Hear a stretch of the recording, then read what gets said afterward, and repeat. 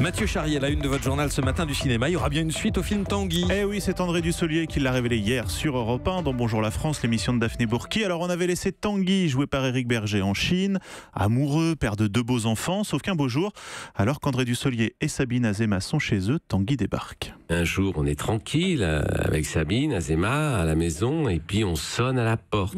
Et c'est Tanguy. Il est à 44, 45 et sa chinoise l'a quitté. Donc quand on est Tanguy, on est toujours Tanguy, quoi. Et les enfants aussi tapent l'incruste. Ah oui, voilà, il y a des surprises en effet complètement délirantes. Voilà, tournage l'année prochaine, toujours réalisé par Étienne Châtiez avec les mêmes acteurs, pour une sortie probablement en 2019.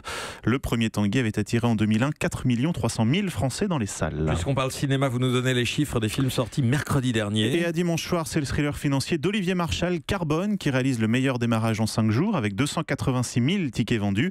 Il est suivi par le film d'horreur Jigsaw, 272 000 entrées. D'après une histoire vraie, le nouveau film de Roman Polanski est très loin.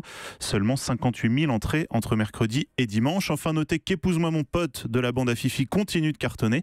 1 560 000 entrées en un peu plus de 10 jours et que Le Sens de la fête, film européen, arrive aux 2 500 000. Chiffre fourni par CBO Box Office. C'est demain soir que le musée du Louvre à Abu Dhabi sera inauguré en présence d'Emmanuel Macron. Oui, 10 ans après l'accord signé entre la France et les Émirats Arabes Unis. L'architecture est signée Jean Nouvel et on pourra y voir plus de 600 objets, peintures, sculptures, avec des œuvres qui viennent de 13 grands musées français.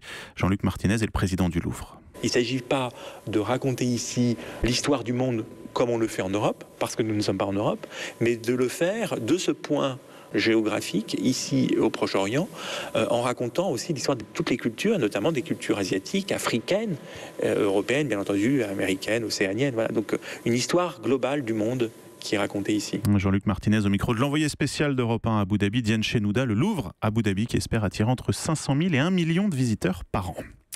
Le prix Goncourt a récompensé hier Éric Vuillard pour son roman L'Ordre du jour. Oui, 9e livre pour Éric Vuillard, qui retrace l'arrivée au pouvoir d'Hitler dans l'Allemagne des années 30 et notamment comment les industriels allemands l'ont soutenu.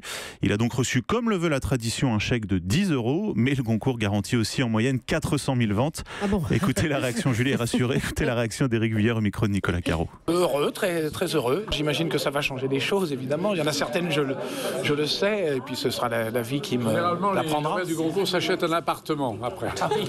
Du tout, non, je vais continuer ma vie normale une fois que je serai allé dans les radios et les télévisions pour parler du livre. Non, je vais rentrer chez moi, tout simplement. Voilà, Éric Vuillard, prix Goncourt. Le Renaudot lui revient à Olivier Guèze pour la disparition de Joseph Mengele, qui raconte la fuite fictionnée en Amérique latine du médecin SS qui a officié dans le camp d'Auschwitz. Et puis aujourd'hui, c'est le prix de Flore qui va être remis. Enfin, James Blunt est en concert ce soir au Zénith de Paris. Oui, il vient présenter en live son nouvel album intitulé After Love, 4 ans après le précédent, et James Blunt popularisé en 2004, Patrick, grâce à You're Beautiful. Détendez-vous, on L'amour est dans le pré. Et voilà, émission préférée de Julie, L'amour est dans le pré, c'est pour ça que je l'ai mis dans cette émission. On vous retrouve au Zénith ce soir, Patrick. Mathieu.